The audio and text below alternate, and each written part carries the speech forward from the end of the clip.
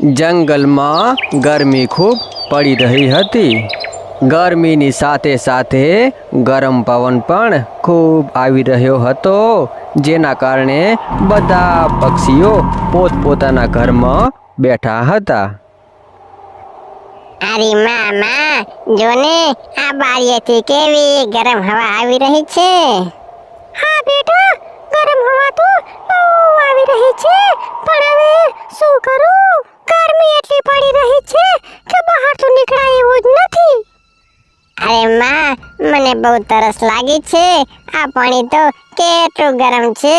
માં, મને ઠંડુ પાણી લાવી આપ. અરે બેટા, આ ગરમીમાં પાણી પર ઠંડુ રહેતું નથી, ગરમ થઈ જાય છે. અરે ચકલી, કેટલી ગરમી પડી રહે છે બહાર. અરે હું તો માંડ પહોંચ્યો. લાવ થોડું ઠંડુ પાણી આપ મને, ખૂબ ગરમી લાગી રહી છે. પાણી તો ઠંડુ રહ્યું જ નથી, ગરમ હવાના કારણે એ પણ ગરમ થઈ ગયું છે.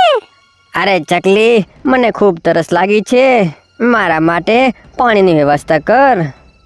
ઠંડુ પાણી કરવા માટે તો એક માટલું નવું લાવવું પડશે, પણ બજારમાં તેની કિંમત 100 રૂપિયા છે, અને આ સમયમાં 100 રૂપિયા લાવવા ક્યાંથી? હા, પણ ઠંડુ પાણી મળે એવી વ્યવસ્થા તો કરવી જ પડશે. ચકલી, આપણે માટલું લાવી નથી શકતા, બનાવી તો શકીએ છીએ ને. હા, આ વાત તમે સારી કરી. થોડો દિવસ ઠંડો થાય એટલે હું નદીએ જઈને માટલું બને એવી માટી લઈ આવું. અરે ગરમીમાં તો હેરાન થઈ ગયા. સાંજ પડવા આવી, હવે થોડો દિવસ ઠંડો થયો હોય એવું લાગે છે. અરે પણ આ ચકલી ક્યાં જઈ રહી છે? ચકલી બેન નદી કિનારે જાય છે, ત્યાંથી માટી લઈ પાછી ફરે છે. અરે જો પેલી ચકલી શું લઈને આવી? અરે આ તો માટી લાગે છે, પણ માટીનું એ શું કરશે? નક્કી તેનું ઘર ભાગી ગયું હશે, એટલા માટે લાવી છે. ચકલી બેન તે માટીમાંથી માટલું બનાવે છે. અરે વાહ વાહ વાહ ચકલી, આજે તો પાણી ખૂબ ઠંડુ થયું છે. ઠંડુ પાણી પીને તો મને શાંતિ મળી. આજુબાજુના બીજા પક્ષીઓ પણ ચકલી બેનના ઘેર ઠંડુ પાણી પીવા માટે આવે છે. અરે આ શું? આ બધા ચકલીના ઘરે કેમ જાય છે?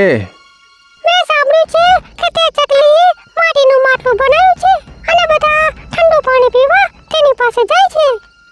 માટલાનું પાણી ખૂબ ઠંડુ થતું હોય છે, જેનાથી ચકલી બેનને વિચાર આવે છે કે માટલા દ્વારા નાનું એવું કુલર બનાવવું કે જેમાંથી ઠંડી હવા આવે. ચકલી બેન તો ફરી પાછા નદી કિનારે જાય છે, ત્યાંથી માટી લાવે છે અને બીજું માટલું બનાવે છે. માટલા ઉપર એક નાનો પંખો રાખે છે, આજુબાજુમાં ઘાસ રાખે છે અને અંદર પાણી નામે છે, જેના લીધે અંદરથી ખૂબ ઠંડી હવા આવવા લાગે છે.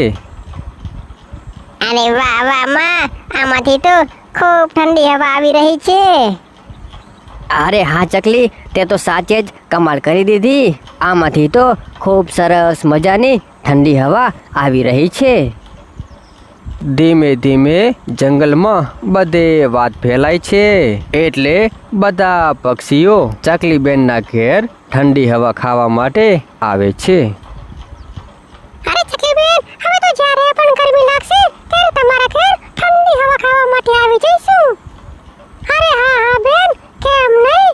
આ તમારો જ ઘર છે ને, જ્યારે જીવ થાય ત્યારે આવી જવાનું. કાગડા ભાઈથી આ બધું જોવાતું નથી. તે વિચારે છે કે ગમે તેમ કરીને ઠંડી હવા આપતું માટલું તોડી નાખવું છે. રાત્રે બધા સૂઈ જાય છે. કાગડો છાનો માનો ત્યાં જાય છે અને માટલાને નીચેથી તોડી નાખે છે, જેના લીધે તેમાંથી પાણી બહાર નીકળી જાય છે અને ઠંડી હવા આવતી બંધ થઈ જાય છે. કાગડાભાઈ ઉતાવળમાં ત્યાંથી નીકળવા જાય છે. તેની લાકડી પણ ત્યાં પડી રહે છે અને તેનું એક પીંખું પણ ત્યાં પડી જાય છે. અરે આ શું થયું? હા, ઠંડી હવા આપતું કુલર બંધ કેમ થઈ ગયું? અરે મામા, ને જજો, પાણી તો બધું નીકળી ગયું છે. આપણું કુલર ફૂટી ગયું હોય એવું લાગે છે. પણ આપણા કુલરને ફોડ્યું કોણે હશે? અરે આ જો, આ લાકડીથી આપણા કુલરને તોડેલું છે અને આ પીંખું પણ પડ્યું છે. અરે આ તો કાગડાનું પીંખું છે અને આ લાકડી પણ એની જ છે. લાગે છે આ કાગડાએ જ ફોડ્યું છે. અરે પણ કાગડાભાઈ આવું કેમ કરે? એ તો હવે તે જ જાણે. પછી ચકલીબેન તેની ફરિયાદ મુખિયાજી પાસે કરે છે. કાગડાને પણ ત્યાં બોલાવવામાં આવે છે. અરે નાના મુખિયાજી, હું શું કામ તોડું તેનું કુલર? મેં તો તેનું કુલર જોયું પણ નથી. કાગડાભાઈ જૂઠું ના બોલો. આ લાકડી જુઓ, આ લાકડી તમારી છે અને તમારું એક પીંછું પણ ત્યાં અંદર પડ્યું હતું. તમારા સિવાય અમારા ઘરમાં બીજું કોઈ આવ્યું નથી. આ પાકું સબૂત છે. બોલો, માનો છો કે પછી? અરે નાના ચકલીબેન, મુખિયાજી, મને માફ કરી દો. મારાથી બહુ મોટી ભૂલ થઈ છે. હું હવે આવું ક્યારેય નહીં કરું. મને એકવાર માફ કરી દો.